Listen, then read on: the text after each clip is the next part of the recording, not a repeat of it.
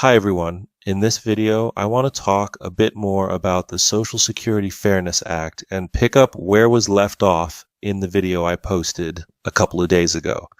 If you haven't seen that video yet, please check it out on the channel. This was the video posted just a couple days ago.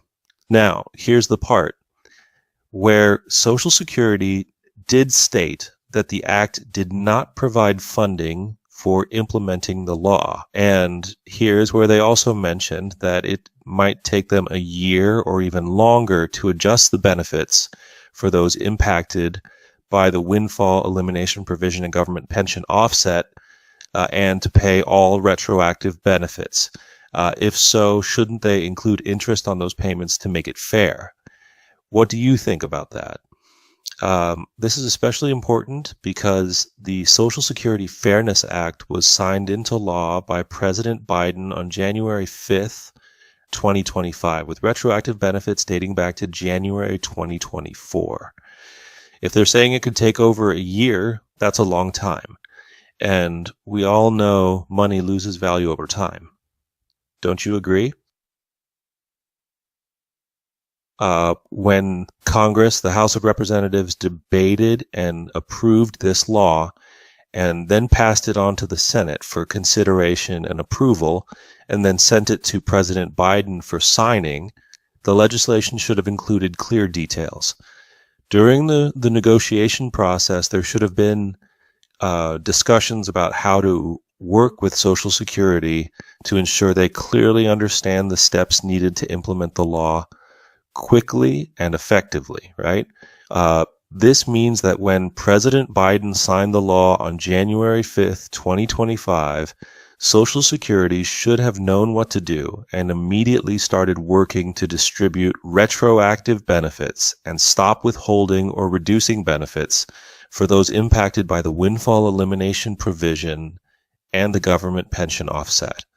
Instead, now Social Security is saying they might need more time to find out, clarify specific processes, which could extend the implementation of this law for more than a year. Don't you think it would have been better if they had planned everything during the legislative process to avoid delays like this? Why should they pay interest if they delay acting quickly to implement this law and provide retroactive benefits back to January 2024?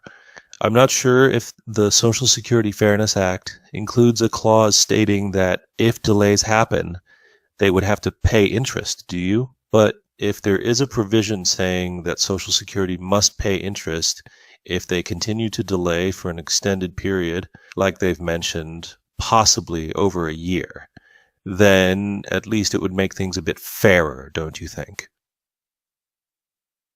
And if they're going to pay interest, it would be best if they paid at least an amount equal to the actual inflation rate in the market or the rates people could earn if they invested in other typical products that provide returns at this time, right? Because if Social Security ends up paying interest, but only at 1% or even 0.5%, then it's hardly fair or meaningful, don't you think?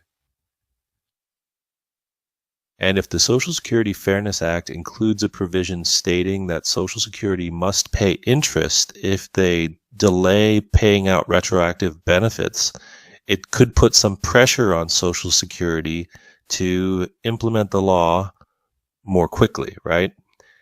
It might even create some motivation for Social Security to process payments faster to avoid having to pay additional interest.